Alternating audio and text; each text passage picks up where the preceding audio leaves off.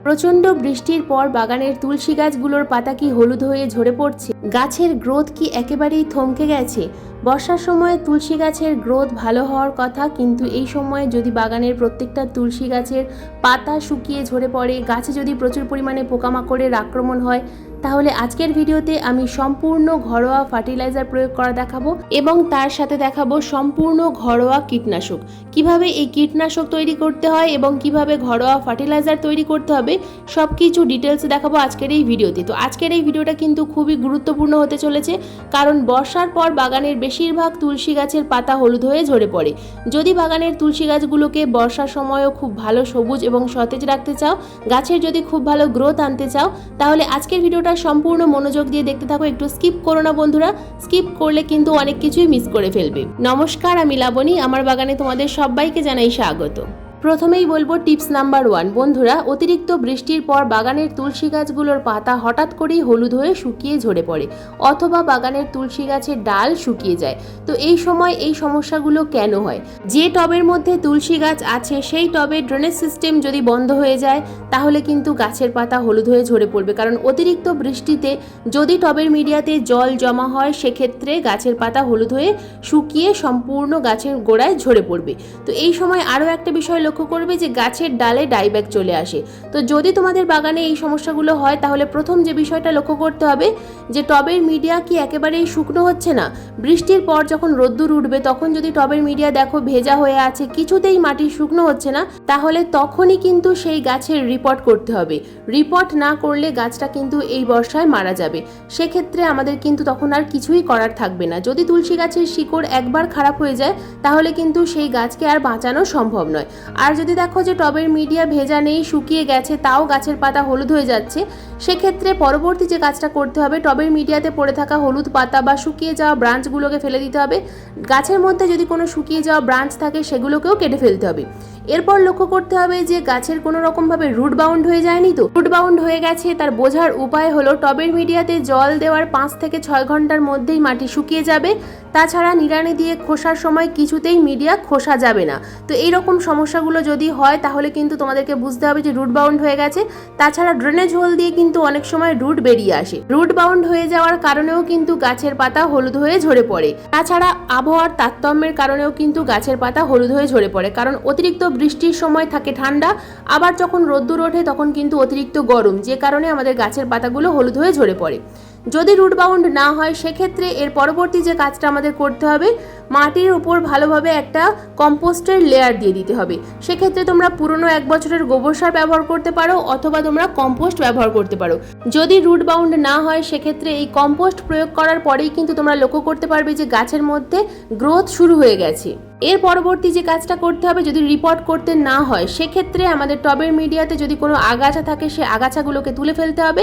আগাছা তুলে ফেলার পর টবের মিডিয়াটা হালকা করে উপরের দিকে সামান্য পরিমাণ খুশে দিতে হবে। যদি অতিরিক্ত বৃষ্টি হয় এই সময়, তাহলে কিন্তু বৃষ্টি হয়ে যাওয়ার পর যখন রোদ্দুর উঠবে, তখন কিন্তু এই কাজটা অবশ্যই করতে হবে। টবের মিডিয়া যদি সবসময় তোমরা হালকা করে খুশে রাখার চেষ্টা করো, তাহলে দেখবে যে গাছের পাতা হলুদ হয়ে ঝরে পড়ার সম্ভাবনা অনেকটাই কমে গেছে। মিডিয়া যদি শুকনো থাকে, সবসময় যদি কাদা কাদা ভেজা ভেজা না হয়ে থাকে, তাহলে গাছের পাতা হলুদ হয়ে ঝরে পড়ার সম্ভাবনা কম থাকবে।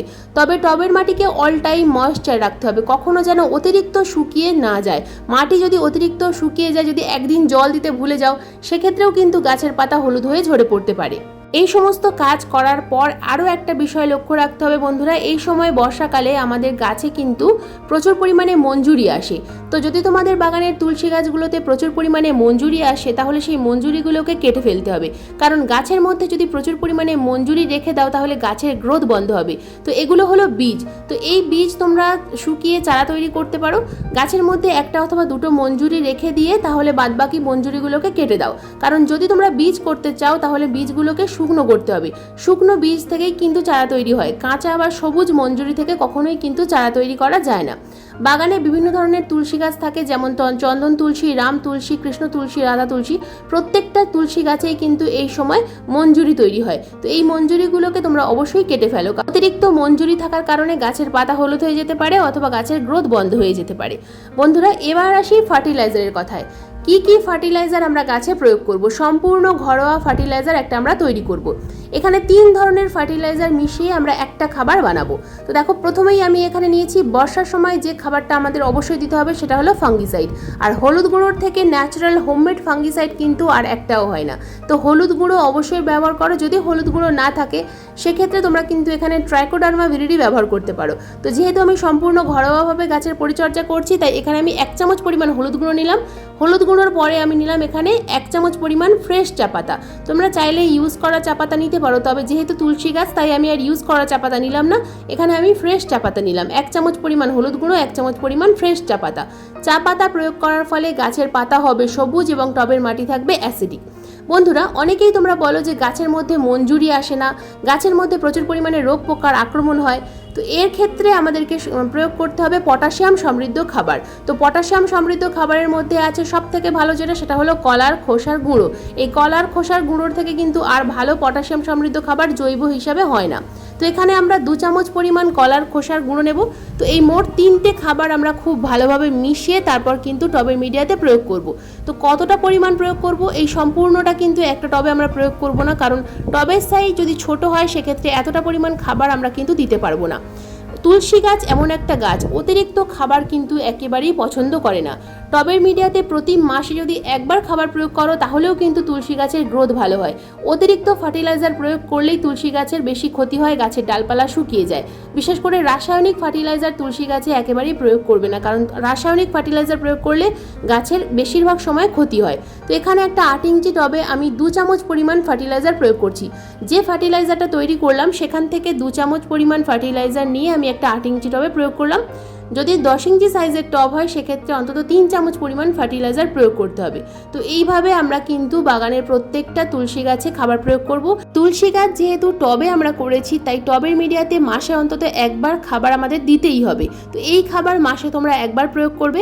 খাবার প্রয়োগ করার পর টবের মিডিয়াতে খাবারটা ভালোভাবে মিশিয়ে দিলাম এবং এরপর দিতে হবে জল।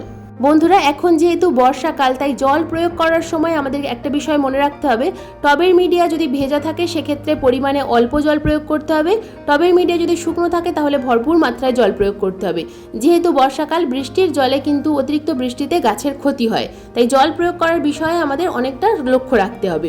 তো এরপর আসি পোকামাকড়ের কথায়। বন্ধুরা, গাছে খাবার প্রয়োগ করো বা নাই করো, মাসে অন্তত 2বার করে কীটনাশক প্রয়োগ করার চেষ্টা করবে, কারণ তুলসী গাছে প্রচুর পরিমাণে জাপ পোকার আক্রমণ হয় অথবা পিঁপড়ের আক্রমণ হয় এবং যার ফলে আমাদের বাগানের বেশিরভাগ গাছ শুকিয়ে যায়। তো এই ক্ষেত্রে আমরা ঘরোয়া কীটনাশক একটা তৈরি করে গাছে প্রয়োগ করা দেখাবো। তো নিম তেল তোমরা প্রয়োগ করতেই পারো, কিন্তু তার সাথে সাথে আরও একটা ঘরোয়া কীটনাশক তৈরি করে আমি দেখাচ্ছি। দেখো, এখানে নিয়েছি 1 লিটার জল। 1 লিটার জলের মধ্যে প্রথম যে উপাদানটা মেশাবো এটা হলো ফিটকিরি। একটা ছোট্ট ফিটকিরির টুকরো আমি জলের মধ্যে ভিজিয়ে দিলাম। এরপর আমরা দ্বিতীয় যে উপাদানটা দেব সেটা হলো দারুচিনির গুঁড়ো। বন্ধুরা, দারুচিনির গুঁড়ো অথবা দারুচিনির টুকরো আমরা কিন্তু জলে ভিজিয়ে রেখে দিতে পারি। যদি দারুচিনির টুকরো ভেজাও সেক্ষেত্রে কিন্তু ওভারনাইট ভেজাতে হবে, আর যদি তোমরা এরকম গুঁড়ো করে ভেজাও 1/2 চা চামচ পরিমাণ, সেক্ষেত্রে 15 মিনিট ভিজিয়ে রাখলেই হবে। তো এখানে আমি দারুচিনির গুঁড়ো নিয়েছি এবং তার সঙ্গে নিয়েছি একটা ফিটকিরির ছোট টুকরো। এই তো দুটো উপাদান আমরা 1 লিটার জলে 15 মিনিটের জন্য ভিজিয়ে রেখে দেবো। তো এরপর আমরা গাছে কিন্তু এটা স্প্রে করব। তো কিভাবে স্প্রে করব সেটাও অবশ্যই দেখাবো। দারুচিনি অথবা ফিটকিরি এই দুটোই কিন্তু অসাধারণ ঘরোয়া কীটনাশক। তোমরা এটা যে কোনো গাছে স্প্রে করে দেখতে পারো, খুব ভালো রেজাল্ট পাবে। যদি কোনো রকম কীটনাশক হাতের কাছে না থাকে সেক্ষেত্রে এই দুটো একসাথে মিশিয়ে গাছে স্প্রে করে দেখতে পারো। দেখো, 15 মিনিট পর আমরা এই যে তরলটা পেলাম, এই তরলটা অন্য একটা পাত্রের মধ্যে আমরা ছেঁকে নেব। তো তার আগে ফিটকিরিটাকে তুলে নিতে হবে জলের মধ্যে থেকে। এরপর আমরা অন্য একটা পাত্রের মধ্যে এই লিকুইডটাকে ছেঁকে নেব এবং স্প্রেয়ার বটলে ভরে গাছে স্প্রে করব। তো এটা যদি গাছে প্রচুর পরিমাণে পোকামাকড়ের আক্রমণ হয় সেক্ষেত্রে লাগাতার 3 দিন স্প্রে করতে পারো, আর যদি পোকামাকড়ের আক্রমণ কম হয় সেক্ষেত্রে তোমরা 1 দিন অথবা 2 দিন অন্তর অন্তর গাছে স্প্রে করতে পারো।